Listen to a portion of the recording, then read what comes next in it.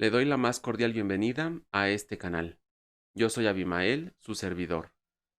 Usted está aquí porque quiere saber la verdad, saber qué significa el Novus Ordo Seclorum, o sea, la frase que controla la vida de las personas y del mundo entero. Yo, en este video, se lo voy a revelar.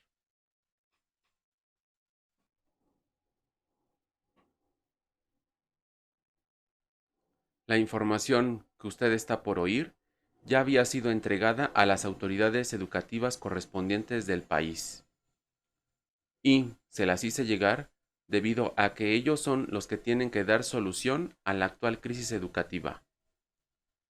Sin tener una respuesta favorable, ahora me dirijo a usted, a la población en general, ya que vamos a depender de su voluntad. Es decir, que ya no atienda los planes y programas de estudio que está emitiendo la Secretaría de Educación Pública, porque le están imponiendo un culto a toda la sociedad. Y ese culto se llama Nuevo Orden Mundial o Novus Ordo Seclorum. Así que si usted tiene alguna creencia religiosa, tiene que hacer que se la respeten. Y no tienen por qué inculcarle un culto que usted no quiere darle a sus hijos. Así pues, si usted no tiene ningún culto, sí cree en la libertad y sabe muy bien que cuando se impone un culto, se le está quitando a usted su libertad de decidir qué es lo que quiere y qué es lo que no quiere creer. Puede consultar los acuses dados a las autoridades en mi Instagram. Ahí coloqué un pequeño enlace que usted puede copiar y pegar en el buscador para que lo lleve a donde encuentra los acuses como mi investigación. Sin más que decir, comencemos. El Novus Ordo Seclorum se presenta públicamente no como un culto, sino como una utopía que tiene que alcanzar la educación. Y esa utopía la vemos en los billetes de $1 y popularmente la encontramos en las películas, como es el caso la próxima película del Capitán América titulada Capitán América, un nuevo orden mundial. Sin embargo, la utopía se hace presente en la educación y le vuelvo a decir, no le llaman culto. El doctor José Roy Ibáñez, en su ensayo La educación ante un nuevo orden mundial, sostiene que el sustento de la utopía son los 4 pilares de la educación. Los 4 pilares de la educación son la propuesta del reconocido político francés Jacques Delors a la ONU o a la UNESCO, en donde él publica La educación encierra un tesoro. Los 4 pilares de la educación son saber, saber ser, saber hacer y saber convivir. Y a estos también se les atribuye el nombre de competencias. Para explicar el origen del culto, utopía, del Novus Ordo Seclorum, me voy a basar en las obras de la famosa politóloga judío-alemana Hannah Arendt. Así es, ella escribió Los orígenes del totalitarismo y ahí dio cuenta de la importancia del Novus Ordo Seclorum en la aparición del régimen totalitario nazi y bolchevique. Posteriormente, en el libro Entre el pasado y el futuro, en la crisis de la educación, hace referencia nuevamente al Novus Ordo Seclorum. Y en el libro La vida del espíritu, ya da cuenta de el verdadero poder o alcance teológico que tiene esta frase.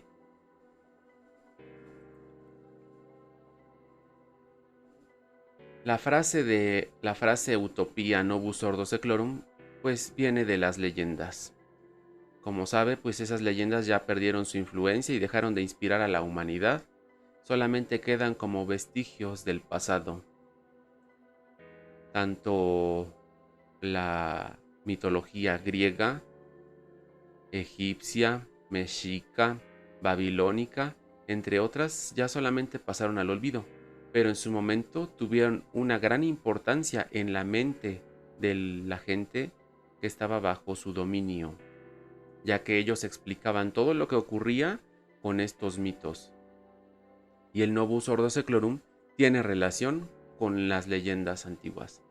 Pero, como sabemos, esas leyendas mitológicas perdieron su influencia y dejaron de inspirar a la humanidad con el ascenso del cristianismo, que predicó un relato legendario más poderoso, basado en la creencia hebrea de que todos los seres humanos somos iguales, porque tenemos un origen común, y el destino de todos es el juicio final, lo que va a decidir la salvación universal.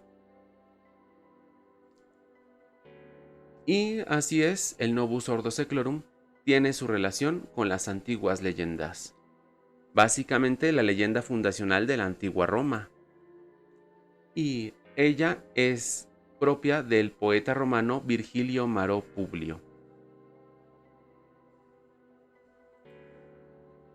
Sus obras clásicas de Virgilio son tres: las bucólicas, que son unas narraciones de poemas pastorales; las geórgicas, los 4 poemas de alabanza a la agricultura; y finalmente la Eneida, es decir, el tesoro de Roma, donde narra el éxodo del personaje principal, que es Eneas, aquel troyano y héroe y semidios que zarpó en exilio junto con las sobrevivientes tropas de Ilión, huyendo de la aniquilación desatada por los griegos hasta arribar a las tierras de Lacio, Italia, donde él considera fundar la nueva Roma. Y, pues sí, el Novus Ordo Seclorum tiene su significado en la más famosa de las églogas de Virgilio, que es la cuarta. Debido a esta égloga, Virgilio fue considerado por la cristiandad como profeta pagano, ya que, al parecer de la cristiandad, él predecía el advenimiento del cristianismo. Y bueno, tenemos en la bucólica cuarta, verso 5, el origen de esta célebre frase, que dice: Magnus ab integro seclorum nascitur ordo. Y la traducción por la poesía Hiperión la dice así: ya la gran cuenta de siglos intacta, otra vez nace nueva. Quiero que se fije bien en este otra vez, porque hace énfasis a que esta sabiduría es algo repetitivo o constante o hasta cíclico. Y ese es el origen verdadero de la frase que se encuentra en el billete del dólar. ¿Pero qué significa? Bueno, el Novus Ordo Seclorum se hace referencia más bien a una alteración sobre el tiempo y el espacio. Antes que nada, es importante también recordar que, por ejemplo, Virgilio fue quien condujo a Dante por el infierno y purgatorio. Y esto es así porque también el cristianismo consideraba que la frase de la égloga cuarta hacía referencia al nacimiento de algo divino, pero no se refería a los seres humanos, se refería al nacimiento de un acontecimiento que cambiaría al mundo entero. Y ese acontecimiento se refiere a la alteración del espacio-tiempo, ya que, como bien dice esta diapositiva, la sabiduría del Novus Ordo Seclorum de la bucólica cuarta consiste en alterar el flujo lineal del espacio-tiempo retornando al pasado. ¿Se acuerda que le dije que se fijara bien en la frase otra vez nace nueva? Es precisamente porque hace alusión a regresar al pasado. Es decir, que concibe al tiempo como algo cíclico, no como algo lineal. Así como el reloj analógico, que comienza desde la hora 12, recorre las otras 12 horas y se vuelve a encontrar en la hora 12 para volver a comenzar. A eso nos referimos brevemente con tiempo cíclico. No es el tiempo lineal, que es progresivo. En el libro de la Eneida, Virgilio fue más explícito a, a explicar la sabiduría del Magnus ab integro seclorum nascitur orto. Ahí, en el libro sexto, versos 709 al 798, él señala que este renacimiento es nada más y nada menos que la Edad de Oro, la cual aconteció bajo el reinado del emperador César Augusto, es decir, el primer emperador de Roma. Y vamos a darle lectura a este verso. Dice, el que vienes oyendo tantas veces que te está prometido, Augusto César de divino origen, que fundará de nuevo la Edad de Oro en los campos de Lacio en que Saturno reinó un día, y extenderá su imperio hasta los garamantes y los indios, a la tierra que yace más allá de los astros, allende los caminos que en su curso del año el sol recorre, en donde Atlante, el portador del cielo, hace girar en sus hombros la bóveda celeste tachonada de estrellas rutilantes. Ahí es donde se da la mayor revelación de la historia. El Novus Ordo Seclorum es nada más y nada menos que esta famosa Edad de Oro, es decir, la tierra de Saturno, o el dios del tiempo, Cronos.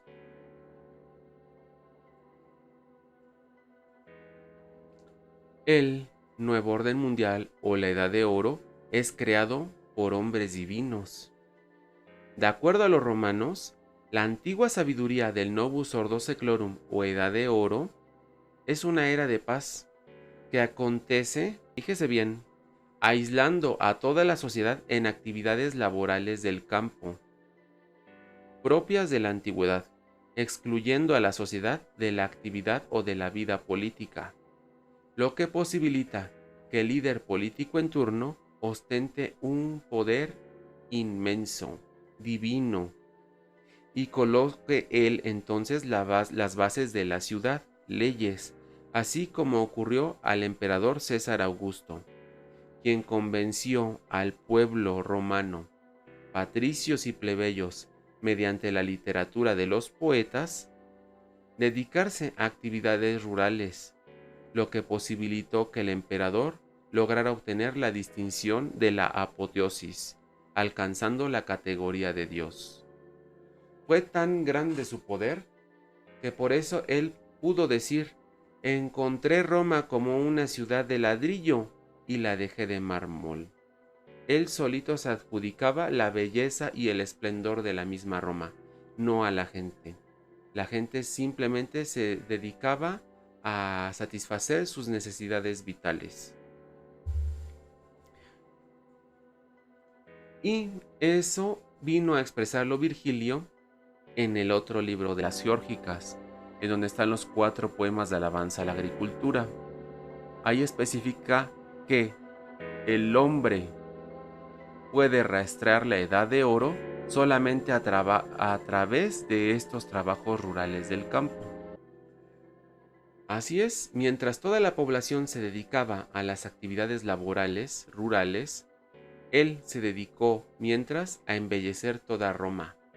Construyó esos hermosos palacios como el de Marte, los teatros, los acueductos, templos. Incluso él se mandó a hacer su propio templo como si fuera una divinidad y un puerto. Entre otras muchas construcciones, él las hizo posibles, gracias a la antigua sabiduría del Novus Ordo Seclorum. Es por eso que es un culto. Le dio ese poder al emperador, volverse divino. Pero aquí hay algo más lúgubre, más espeluznante.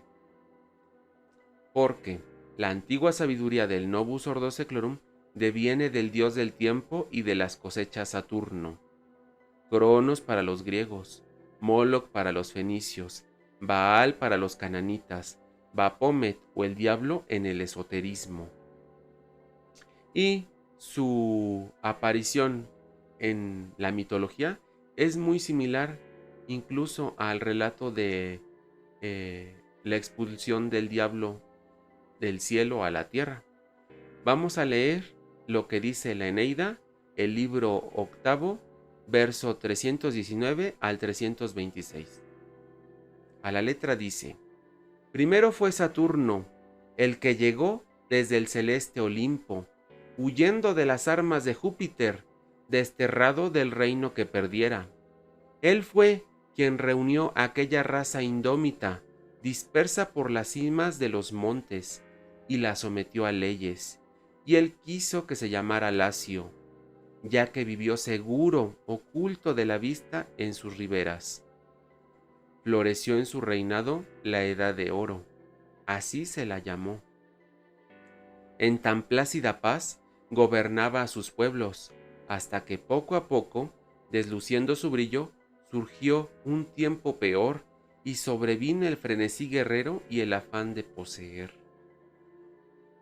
¿Notó cómo es expulsado Saturno de los cielos y él llega a la tierra a enseñar a los seres humanos cómo vivir? Y a este reinado de Saturno la llaman la Edad de Oro, o sea, el Novus Ordo Seclorum. El gobierno que instaura Saturno en la Edad de Oro es un gobierno de anomía. Aquí podemos ver sus distintas variantes en otras culturas. Por ejemplo, tenemos a Saturno como a Moloch para los fenicios, al Baphomet en el esoterismo, a Baal para los cananitas, al diablo nuevamente en el esoterismo y a Cronos en la mitología griega. ¿Y por qué decimos que es un gobierno de anomía? Bueno, vamos a revisar lo que dice Virgilio en la Eneida, libro séptimo, verso 203 al 204. Dice: el pueblo de Saturno es justo no por fuerza ni por ley, sino que se mantiene por propia voluntad, fiel a las normas de su antiguo Dios. Entonces, la justicia ya no es obedecer leyes. ¿Qué hay del decálogo? ¿Ya no se va a obedecer entonces?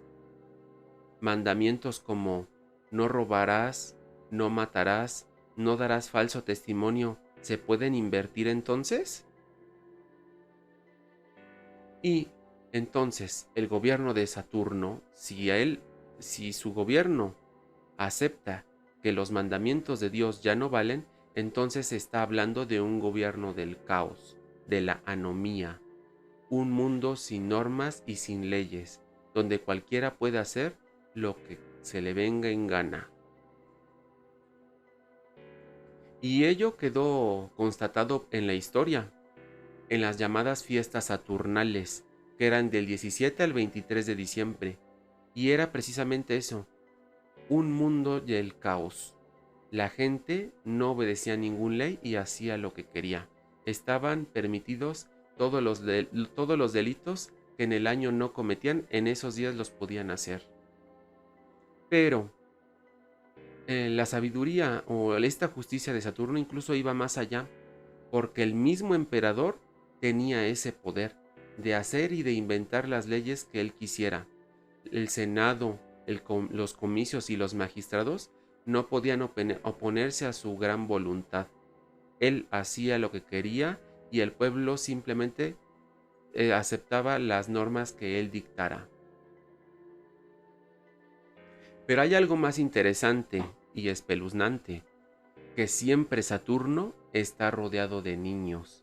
Y aquí es donde se me viene o se nos puede venir esa inquietud, porque esta deidad está allegada, o la utopía o culto del Novus Ordo Seclorum está relacionada directamente a la educación a los niños. Y esta deidad, como la podemos observar, está rodeada de niños o está teniendo sacrificios de niños.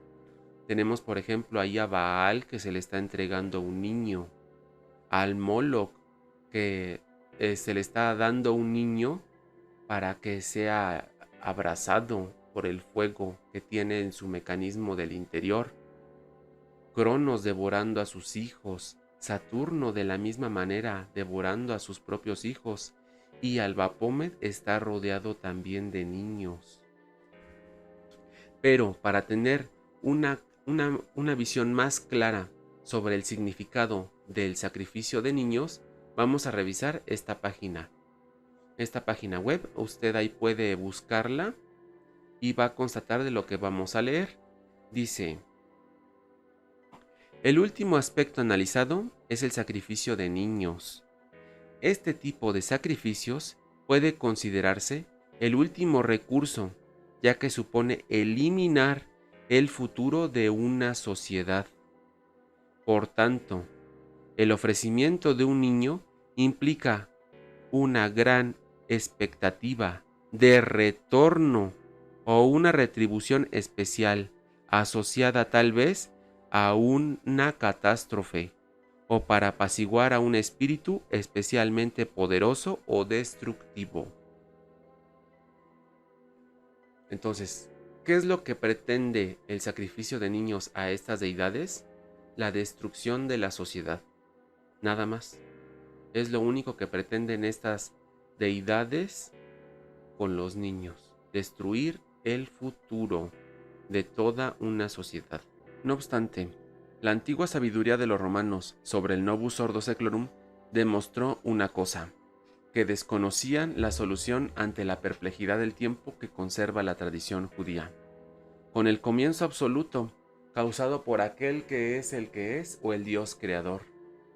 El nombre de Jehová significa yo soy el que soy, a lo que se refiere que Él permanece fuera e invulnerable a la continuidad del tiempo, porque Él es de la eternidad a la eternidad, o como lo expone la Biblia, yo soy el primero y el último, del que incluso el libro del Génesis comienza con las palabras: en el principio Dios creó los cielos y la tierra. Por lo tanto, se asume que Dios es Él el eterno, el legislador y fundador de su creación, que hizo el cielo, la tierra, el mar y los manantiales de agua, que no está sujeto a la secuencia y continuidad del tiempo, y desvinculado al cambio inherente de su creación, mostrándose Él en la fuente explicativa de todos los acontecimientos que permanecen inexplicables para la humanidad, como es el origen del universo. Sí, ahora, finalmente, el comienzo fundacional del Novus Ordo Seclorum no es nuevo. A diferencia del Dios creador, que quiebra con su eternidad a la continuidad del tiempo y marca el comienzo absoluto de su creación, el Novus Ordo Seclorum, creado por hombres divinos, no permanece fuera de la secuencia y continuidad del tiempo, y por lo tanto no es un comienzo sin precedentes, sino que es la repetición de una fundación primitiva que sobreviene a la progresiva marcha del tiempo, y su principal intención es salvar al mundo del futuro desconocido e imposible de predecir mediante la historia. Entonces, ¿cómo salva la sabiduría milenaria del Novus Ordo Seclorum a la educación? Pues su solución es presentar de manera innovadora la educación que ya existía en el pasado, aunado a los descubrimientos relacionados al aprendizaje, lo cual no soluciona la actual crisis de la educación de disciplina, sino que termina agravándola. Ese hecho se demuestra al revisar la educación del pasado, cuando el trabajo de la sociedad no remuneraba más que para el sostén de la vida. No existían hospitales, ni médicos, tampoco escuelas, ni maestros, mucho menos había leyes que protegieran las libertades civiles, sino que la educación estaba enfocada a crear charlatanería, ignorancia, esclavitud, servidumbre y sacrificios humanos. Ese es lo que se daba ya en la antigüedad, y por ende es a lo que nos va a llevar la actual educación. A que exista nuevamente una élite dirigente, haciéndose llamar divina, y que vuelvan a ocurrir sacrificios humanos. Eso no es algo que nuevo en la historia, pues quien ha atraído la antigua sabiduría a la actualidad han sido las ideologías. Como sostiene Hannah Arendt en el libro La vida del espíritu, la sabiduría del Novus Ordo Seclorum yace implícita en la obra de Karl Marx. Y a este respecto nos vamos a fijar en la obra de su amigo y colaborador Friedrich Engels en el Anti-Düring, en donde él ya había dicho que en el comunismo no existiría ningún tipo de ley eterna, a lo que se refería que el decálogo sería invertido completamente y, en consecuencia, su idea estaba más relacionada a la ley o la justicia de Saturno de un gobierno de anomía. En esta pequeña cita podemos encontrar su verdadero objetivo. Dice: a partir del momento en que se ha desarrollado la propiedad privada de los bienes muebles, todas las sociedades en las que valía esa propiedad privada tuvieron que poseer en común el mandamiento moral no robarás. ¿Se convierte por ello ese mandamiento en mandamiento moral eterno? En modo alguno. En una sociedad en la que se eliminen los motivos de robo, en la que a la larga no puedan robar sino a lo sumo los enfermos mentales, sería objeto de burla el predicador moral que quisiera proclamar solemnemente la verdad eterna: no robarás. Rechazamos, por tanto, toda pretensión de que aceptamos la imposición de cualquier dogmática moral como ley ética eterna, definitiva y por tanto inmutable. Por mucho que se nos exhiba el pretexto de que también el mundo moral tiene sus principios permanentes, situados por encima de la historia y de los diferentes entre los pueblos.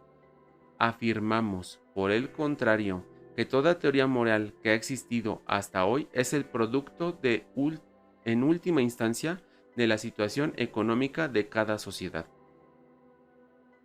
¿Qué consecuencias tuvo este pensamiento? Pues los dos regímenes totalitarios que estaban siendo dirigidos por las ideologías, los cuales invirtieron los mandamientos de Dios.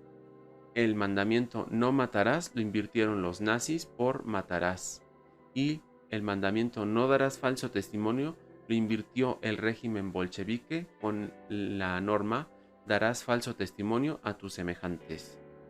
En conclusión, el Estado laico ha sido un logro histórico añorado por la humanidad desde milenios, y en México lleva 100 años de existir, el cual ha dejado ver que es posible la coexistencia entre individuos, credos o cultos. Y el logro principal del Estado laico ha sido en educación, ya que con la enseñanza del conocimiento científico y del civismo, el maestro ha liberado a la sociedad mexicana de la ignorancia, de supersticiones, milagros, prejuicios y fanatismos, brindando una explicación lógica, razonable y veraz del mundo natural y social a todos. ¿Qué le pareció? ¿Y qué nos dice el artículo 3 de la Constitución? Dice: garantizada por el artículo 24 la libertad de creencias. Dicha educación será laica y por tanto se mantendrá por completo ajena a cualquier doctrina religiosa. Yo con esto quiero que usted medite y vea si es justo que se le imponga el culto del Novus Ordo Seclorum a sus hijos. Es decir, que las actividades que le enseñan a sus hijos están enfocadas para el trabajo, lo que va a posibilitar que emerja una élite dirigente que se va a hacer llamar divina, y a su vez van a aparecer sacrificios humanos. Entonces, yo dejo a su voluntad si merecemos ese final toda la sociedad.